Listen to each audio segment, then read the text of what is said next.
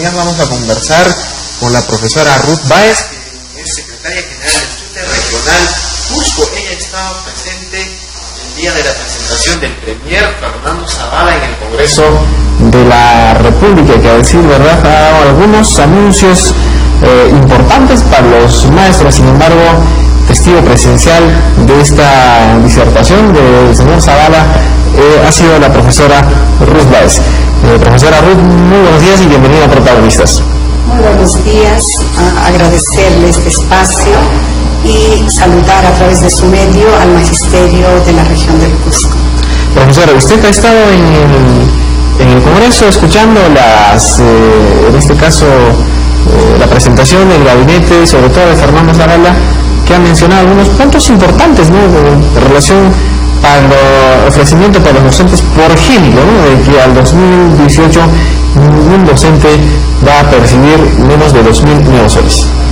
Bueno, en realidad no solamente escuchando, nosotros el martes 16 hemos tenido un paro contundente aquí en la región del Cusco, justamente exigiendo el cumplimiento de la promesa del presidente en campaña. Dijo aumento de sueldos a los maestros desde el primer día de mi gobierno. El primer día prometió aumentar 300 soles y al año otros 300. Con esto el piso salarial de los maestros llegaría a ser de 2.000 soles. Sin embargo, esta promesa es incumplida, por eso nosotros hemos hecho un paro. El otro tema es la ratificación que le hace a un ministro que no ha tenido la mejor de las gestiones, pero sin embargo hoy debe conocer la ciudadanía que ha gastado millones en publicidad para hacerse ver como el mejor ministro, ¿no es cierto?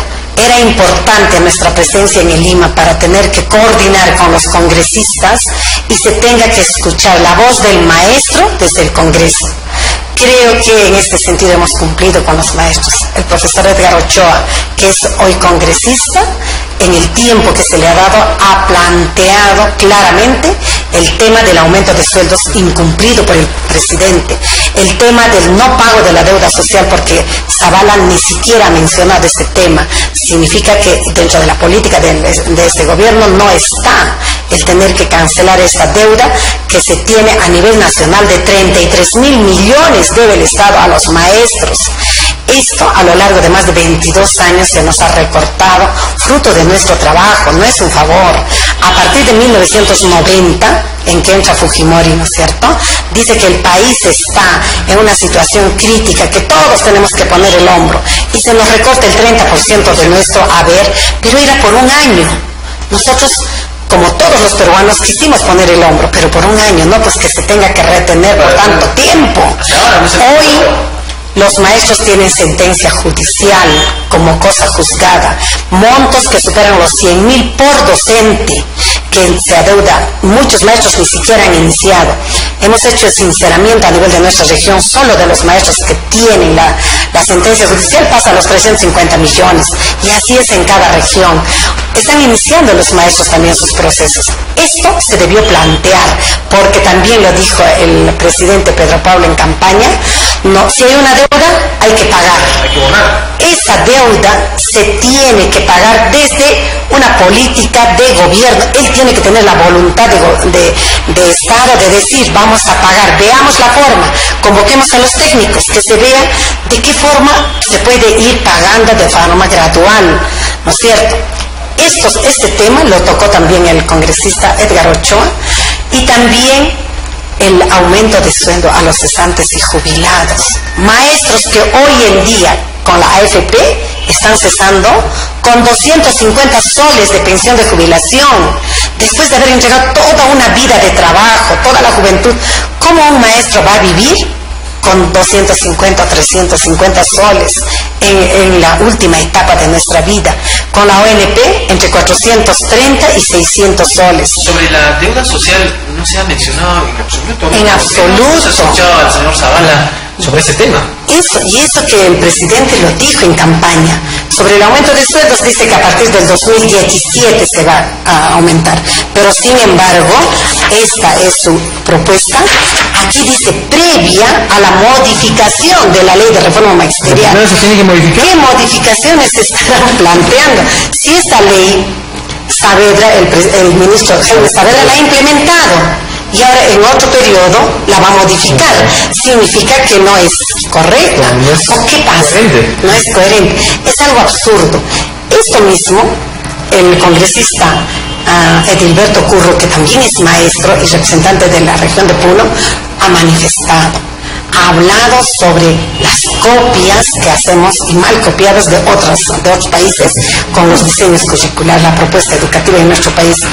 Nuestra realidad es totalmente diferente a Chile, a Colombia, a Venezuela, para que nosotros vayamos copiando. Incluso solo entre regiones, ¿no? Con Lima, Cusco, Puno, Cusco, ya es muy distinto, ¿no? Por supuesto. Entonces, no tiene buenos resultados. Esto de las rutas ha fracasado en Chile. Entonces, este planteamiento lo hace también el congresista Curro. El otro logro que hemos tenido es conversar con el congresista Lescano, que siempre se identifica con los maestros y ha hecho ver cómo los ministros actúan de lobistas, negociando la educación en el Perú.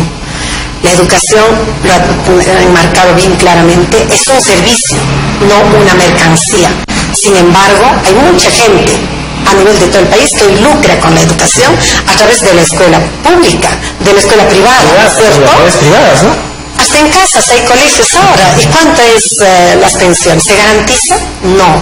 Entonces, estas coordinaciones previas las hemos tenido que hacer nosotros con los congresistas para que se tenga que manifestar de manera contundente en esta presentación del gabinete, y creo que se ha escuchado. Creo que nos hemos hecho sentir, ese era nuestro objetivo, que no pase desapercibido la problemática de educación. Tiene que ser prioridad uno en nuestro país, no solamente el tema salarial de los maestros, el tema mismo de la educación, garantizar una educación de calidad para nuestros hijos. Es un derecho fundamental que todo niño tiene. Aquí tenemos que unir esfuerzos, no solo los maestros, sino la ciudadanía en general. Sin embargo, profesora, para ser sinceros, el problema principal, y yo siempre lo he repetido en este programa, es lo salarial. Con 1.200, 1.300 profesores, digamos, en el BRAE, en provincias, es imposible vivir con ese monto. Primero, ni siquiera tendría que exigirse la calidad, ¿no?, de la preparación de los docentes con este monto, porque muchos profesores tienen que hacer, yo diría casi todos, tienen que hacer otras labores de taxistas, trabajando en su hora libre. Creo que el principal problema es salarial, ¿no? Este tema, y parece a lo que estamos viendo, no se va a solucionar tampoco en los próximos meses. Bueno, anunciado del 2017 al 2018, nosotros estamos viendo qué medidas vamos a tomar, porque es ofrecimiento de campaña y no se puede mentir así al pueblo. Un profesor, digamos, lo mínimo que está percibiendo actualmente? Mire, un maestro contratado, ¿no es cierto?, con jornada completa y secundaria, 1.100, 1.200 le pagan. Al maestro nombrado de secundaria, con 24 horas, gana 1.300. Pero ese es el total, porque de ahí le tienen que descontar todo lo que es seguro social y todo lo demás, y terminamos cobrando 1.100. Un maestro con 30 horas de primaria, 1.500 es el total, pero en el fondo se cobra 1.300. Entonces, con este sueldo, como bien usted dice, muchos se enseñan en provincias. ¿Cómo se puede exigir? Y al maestro de las zonas rurales, imagínate, en las zonas mineras, donde hasta el barrendero gana de 3.000 para arriba, y el maestro con 1.200 tiene que competir, porque los costos de alquiler, de alimentación son carísimos. Y todavía se exige, ¿no?, a los profesores. Y se exige resultados. En este tema también, después de la presentación, y valga decir acá, yo quiero agradecer al profesor Edgar Ochoa y al profesor Edilberto Curro, que son los dos únicos que han votado en contra, que no le han dado la confianza. Eso marca la posición del maestro en el Perú. No se puede dar confianza si nosotros no estamos de acuerdo con un ministro que ha tenido una gestión nefasta en el gobierno de Ollanta. Sí, bueno, profesor, ¿ustedes tienen confianza en realidad de que con esta gestión del señor Pablo Kuczynski puede mejorarse la situación del maestro en el incremento salarial? Bueno, si se va a dar el incremento salarial, creo que recién se podría también exigir, ¿no?, que los profesores también sean evaluados, ¿no? Bueno, nosotros al margen del aumento de sueldo siempre hemos dado lo mejor de nosotros. No es una condición el salario, pero damos más de lo que recibimos. Creo que es momento en que el Estado también mire con otros ojos al maestro. ¿Tienen confianza en la profesora? Personalmente no tengo mucha confianza. Desde el momento que no incumple una promesa y que todo lo lleva a la broma, creo, el señor Pedro Pablo Kuczynski, porque para él la situación y el problema en el país creo que es una broma. Lo está tomando así. Y educación no es una broma, es una realidad. El maestro mal pagado es una realidad. Los colegios abandonados a medio construir es una realidad. Los niños que no cuentan con el material educativo adecuado no es una realidad, es una realidad. Los niños que siguen trabajando en aulas, en módulos y con una pizarra simplemente. Con tizas No, hemos pasado pues de la tiza al plumón, es la gran revolución de la educación que ha dado Ollantumal. Esa es una realidad que se tiene que cambiar en este nuevo milenio, es otra era, es una era virtual, se tiene que implementar las aulas, se tiene que modernizar con este equipo. No le puedes exigir a alguien resultados si no les das las herramientas, si no le das lo necesario. Al carpintero no le puedes decir hazme una mesa y si no le das por lo menos, ¿no es cierto?, un serrucho, un martillo. Al maestro se le entrega 30, 40 niños, un aula, una pizarra y un plumón y quieren resultados excelentes y mal pagado. Entonces empecemos por una política de Estado donde se priorice la educación y se cumpla con lo que dice la ley, el 6% del PBI para educación. Con eso hemos resuelto. ¿Qué porcentaje ahora estamos? Estamos en 2.8, que no es nada más, un poco más de la mitad. Tenemos que ir incrementando. Miren los otros países, Bolivia nos da el ejemplo, cuánto invierte en educación y están cambiando, están mejorando como país. Y eso tiene que ser, no es solamente encargar la educación de los niños al sector privado, ¿no es cierto?, que ellos se hagan cargo, porque ahora los papás tienen plata, pero no se exige. Tampoco se garantiza, ¿no? No se garantiza. He visto que las instituciones privadas, tampoco universidades privadas, no garantizan buena enseñanza, ¿no? Está claro que el fin es hasta es un negocio. Por lo menos eso se ha visto en los últimos años. En muchos de los colegios privados es un negocio, lo ven como una inversión y eso no puede ser. Como lo ha dicho Johnny Lescano, es un servicio la educación, no es una mercancía, son nuestros niños, es el futuro del Perú que está en juego y aquí creo que ya se tiene que empezar a poner en tema serio, ¿no?, el señor presidente, porque nosotros estamos implementando medidas de lucha, como bien dicen algunos congresistas, si no nos escuchan por la palabra, por la razón, como lo hemos querido hacer escuchar a través de la voz de nuestros congresistas, es lícito salir a las calles a exigir un derecho. Un maestro bien pagado, remunerado, con calidad de vida, que se dedique exclusivamente a la labor de educar, a la labor de formar a estos niños, ¿no es cierto? Eso es un derecho. Aulas implementadas, modernas, nuestros niños con una alimentación adecuada, porque en los colegios de jornada completa no se garantiza la alimentación. Posterior a esta presentación del gabinete de Zavala, el día lunes hubo una reunión de la Comisión de Educación en la que se han planteado varios temas. Haya salido a luz los millones que ha gastado el ministro Jaime Saavedra en publicidad, los colegios emblemáticos que están sin implementar, simplemente se ha entregado la infraestructura, en algunos ni siquiera inmobiliario, como el caso de Garcilaso. Porque en Garcilaso las carpetas antiguas las están volviendo a usar y los padres de familia están comprando las carpetas y los laboratorios, tanto de cómputo, de química, de física, no están implementados. Eso no es un colegio emblemático. En Clorinda, a medio implementar. El Manco Segundo, solo le están dando las carpetas y no hay cuando implementen los laboratorios. Este tema también se va a investigar. Para el lunes 5 de septiembre será citado el ministro a la Comisión de Educación a rendir cuentas. ¿Sí esta comisión?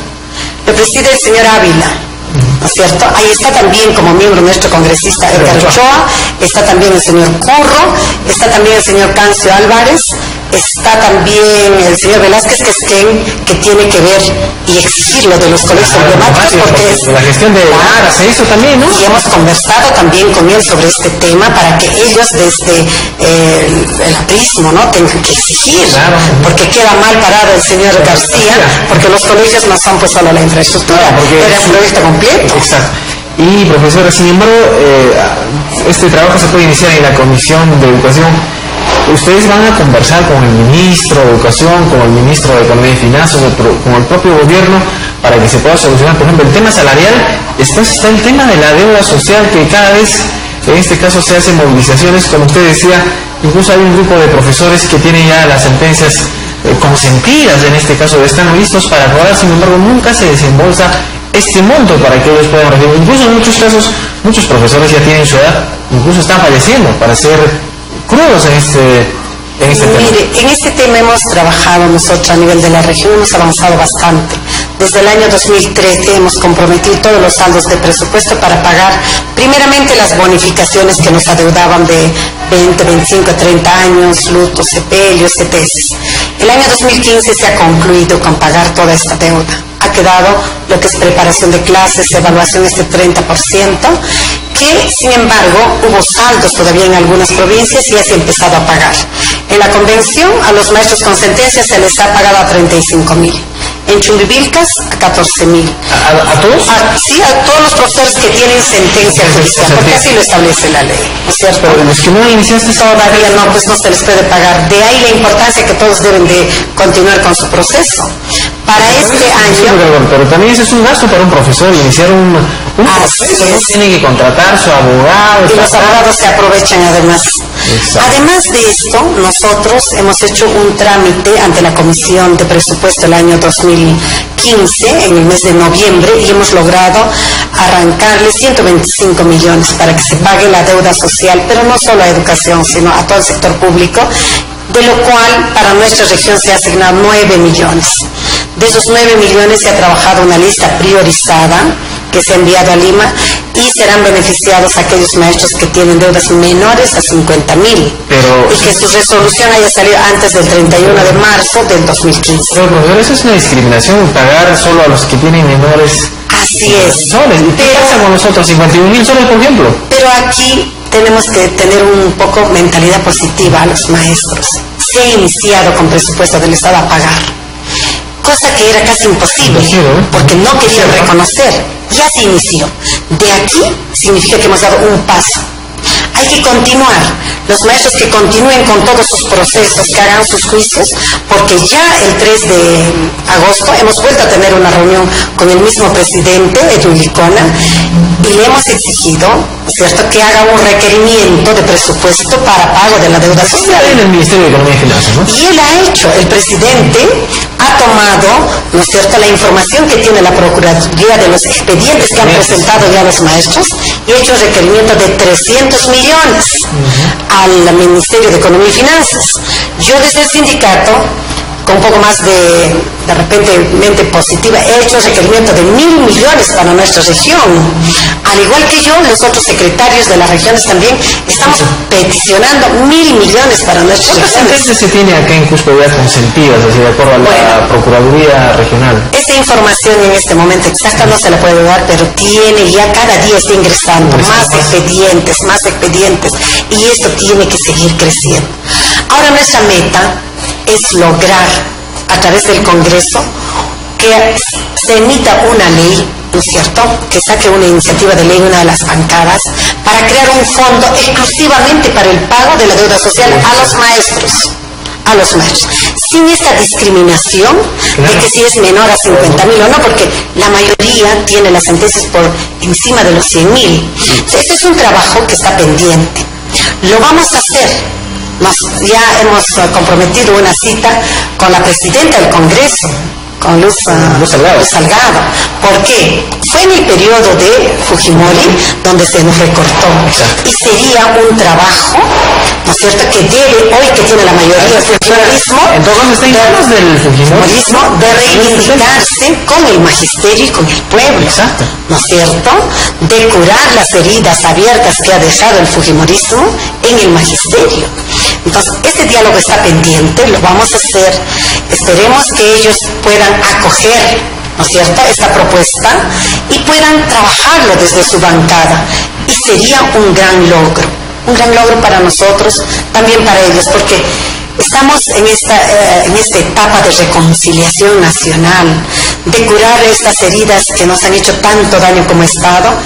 y creo que aquí el compromiso tiene que ser de ambas partes. Ya pasó la campaña electoral, ya ahora tenemos que avanzar como país y vamos a continuar con estas gestiones. Pedimos a los maestros mucha fortaleza, mucha confianza, porque todo es posible cuando estamos unidos. La unidad. Pero también los profesores tendrían que estar unidos, profesora, ¿no? Porque también estamos buscando esta unidad. ¿No? Sí, este es un problema que nos hace mucho daño, pero llamamos a esa unidad. Creo que la voluntad está puesta. Este año es un año electoral, tenemos elecciones, esperemos que esto a nivel de nuestra región pueda lograr la unidad. En las provincias no existe ningún tipo de división. Allí hay elecciones, los maestros se renuevan, no hay 2, 3 sindicatos, es única en cada provincia. A nivel regional tenemos este problema que yo pienso que con una buena voluntad sí podemos avanzar también en este tema. Profesora, ¿el profesorado va a insistir en la renuncia del señor Saavedra o van a dar todavía un tiempo para que pueda tal vez él reivindicarse con los docentes? Porque si bien el profesorado lo cuestiona bastante, y sin embargo algunos señalan que ha sido uno de los mejores ministros del Mala.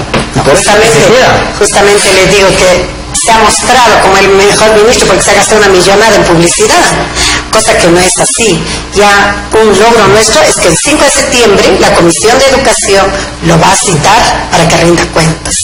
Y si ahí no da una explicación coherente, se le estará interpelando.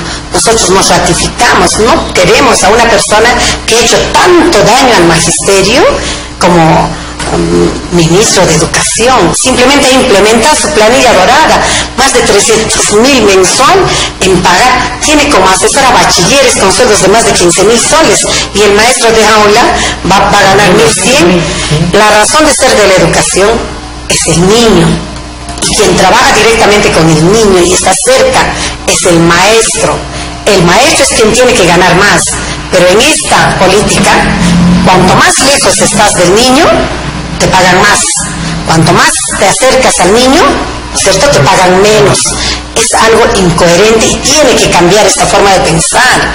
El ministro que ni siquiera se aproximará a un niño gana 30.000, y el maestro que está cerca a ese niño necesitado de la zona rural, 1.100, 1.200. ¿Esperarán entonces la presentación en esta Comisión de Educación del ministro para que ustedes puedan adoptar alguna medida? Por supuesto, está pendiente nuestra medida de lucha. Nosotros vamos a estamos en constante comunicación con los secretarios, ¿no?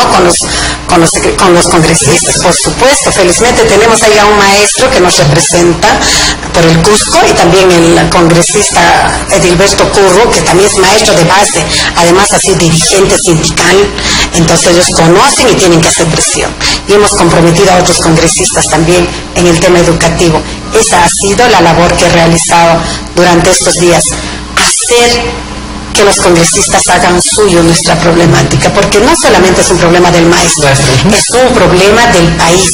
Si queremos avanzar todos de manera unida hacia adelante, hacia un futuro con esperanza, moderno, como dice el presidente, todos tenemos que mirar con buenos ojos a educación. La educación es la base. Es la base. El desarrollo de cualquier país. Están los países asiáticos, un ejemplo, ¿no?, que han invertido bastante dinero y como resultado se tiene buen desarrollo en estos países. Eso lo conocemos todos. Me parece menos los ministros, y ellos también tienen que empezar a pensar de esa manera. Solo así vamos a avanzar. Creo que no es una frase cuando se dice la educación es tarea de todos. Esta es una realidad. Todos ustedes de donde están, yo como maestra, los padres de familia, la ciudadanía, todos tenemos que cerrar filas, como se ha hecho en Moquegua y se ha demostrado los resultados, ¿no? Buenos resultados. Y cuando hay una propuesta, sí podemos lograr, sí lo podemos hacer. Perfecto. Profesora, bueno, tenemos una llamada. Muy buenos días, la escuchamos. Buenos días. Disculpe, con la venia de la secretaria quisiera hacerle 2 preguntas. ¿Qué esperanza nosotros tenemos con los profesores que nos han quitado que sean los niveles? Y 2, hay profesores que no quieren recibir las encargaturas de direcciones, puesto que no se nos está pagando los derechos que todo profesor asume con la responsabilidad de 40 horas. Creo que es una venganza política, puesto que la 24044, los que hemos pasado al régimen de la ley magisterial, no nos consideran con esos pagos. Solamente esas 2 preguntas, por favor, quisiera que se resuelva. Muchas gracias. Estos temas se ha planteado también en nuestro pliego. Nosotros como federación hemos presentado el pliego todavía en el mes de enero. Es verdad lo que dice el maestro, hay una discriminación. Las encargaturas de dirección, ¿no es cierto? Aquellos maestros que vienen de la ley del profesorado, increíblemente les pagan 2 soles 60 y todavía con un descuento. Y a los maestros que vienen de la carrera pública, ¿cierto?, les pagan 400, 600, 800 soles.